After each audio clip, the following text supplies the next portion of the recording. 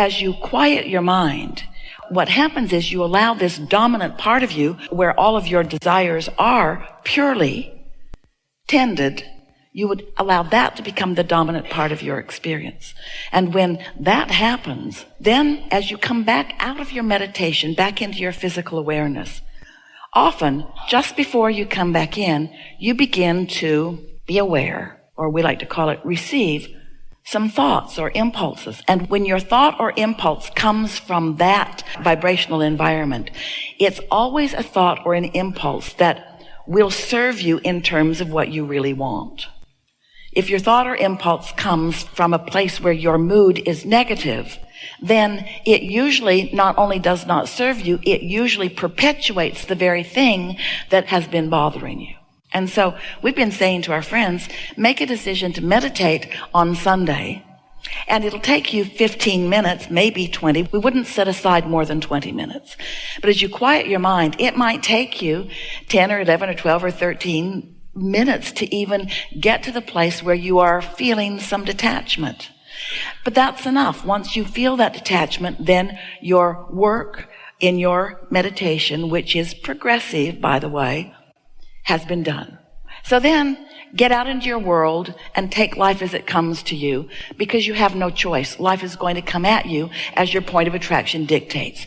Don't squirm around in it. Don't try to think your way out of it. Don't try to convince anybody of anything, because you're not going to be able to.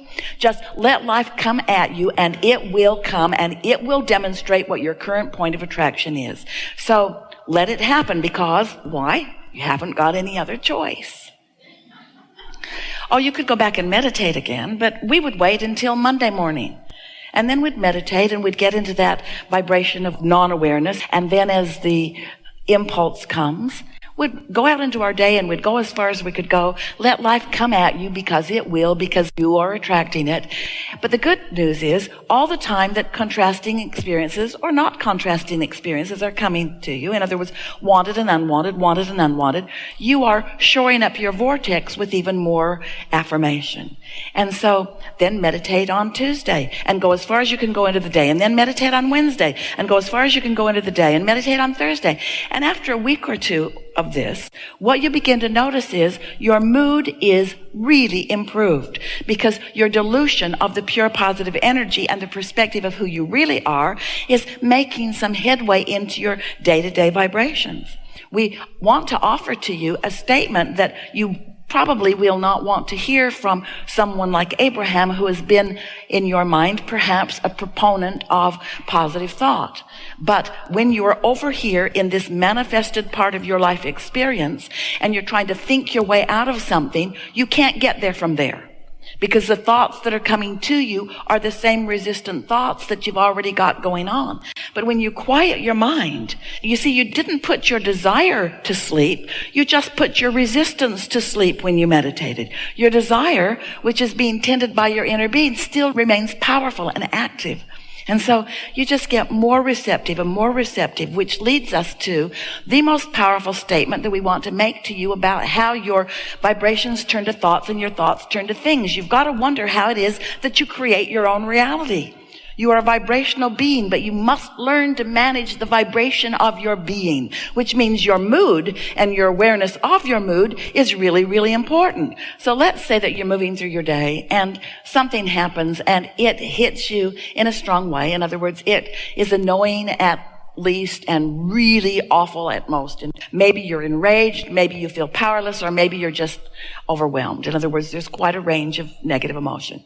But as that resistance is showing itself to you by that emotion that wells up in you, and then you have an impulse to say something or to do something, we just want you to know that it's not going to be a good impulse, and it's not going to have a good outcome. In fact, we've written several books. A book, Ask and It Is Given. In the back of it, there are 22 processes that can help soften those moments, but they usually don't fix those moments. You could even behave yourself and not say what you really feel like saying. Well, that is an improvement.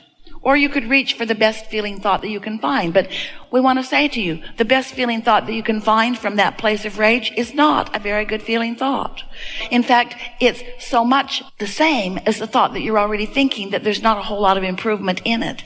You'd be better to just walk away or take a nap. So what we're really getting at is once you have momentum going enough that you're feeling strong emotion about it, you can't get there from there. But you could take a vibrational approach to it, and first chance you get, you could quiet your mind. You could sit in a comfortable room and wear comfortable clothing.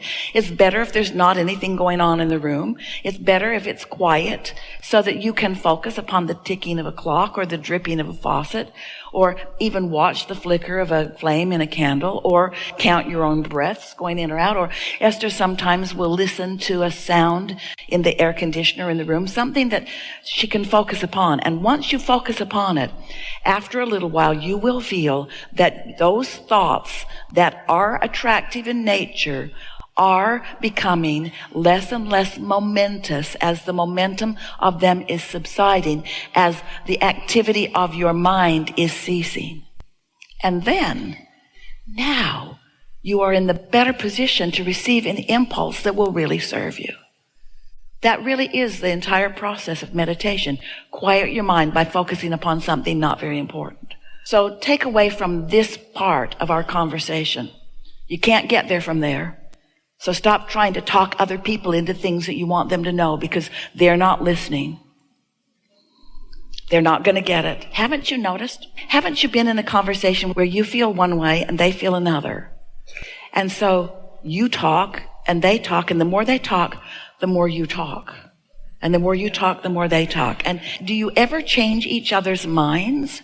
Or do you just sort of dig in? Well, you know what we're talking about, don't you? And we didn't mean to bring that up, because now you've got it going. Yes, we did. So you know what we're talking about. Well, you've got that going on within you all the time. A desire and a belief is like two parts of yourself having a conversation. But the thing is, your inner being is not ever going to join you in your negative thought. And once you understand that, so that you are willing to do whatever it takes to go in the direction of who you really are, to go with the flow, to follow those impulses, then you get to experience the deliciousness of consciously witnessing the universe and law of attraction, bringing the cooperative components together, and you actually being one of those impulsive cooperative components, where you get an impulse, which means you are a cooperative component to what's going on. And as you're a cooperative component, then you get to watch the unfolding of it. And in the beginning, we acknowledge, in the beginning, those impulses don't feel that important. I think I'll go sit over there. Now I think I'll go sit over there.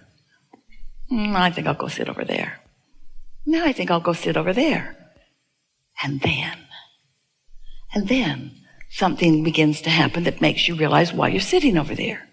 And so for a while, you really are just following impulses because they feel like impulses. But when you get really good at this, then the impulse payoff is faster and bigger and more obvious.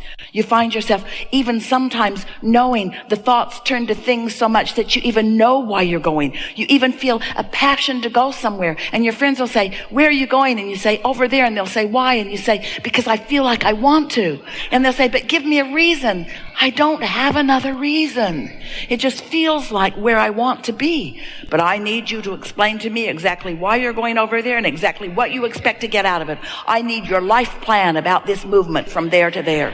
And if you're not willing to give me your life plan about your reason from there to there, then I pronounce this not a good plan. And you say, okay.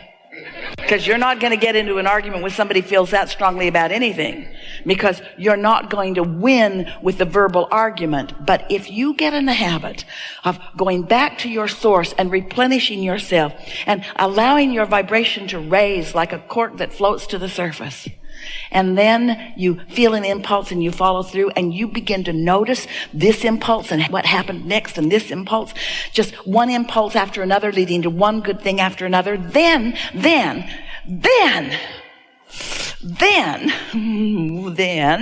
you get to be one who lives happily ever after.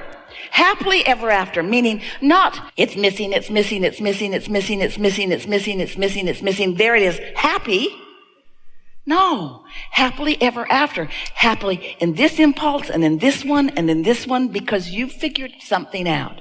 You have come to be one of the not very many so far who know, or you knew it when you were little, but they trained it out of you, of what true satisfaction is. True satisfaction is not being out of alignment with the impulse and the flow of that broader perspective. So you go over there and you just feel satisfied. You're not bouncing off the wall with enthusiasm about it. It just feels satisfying, and then satisfying, and then satisfying, and then satisfying. And as you allow the momentum of these satisfying feelings to gather, then it won't be long before you'll be on the brink of this manifestation. And we know, Esther said to us the other day, Abraham, this was before we were really talking about this satisfaction factor and about the momentum of thoughts are turning to things.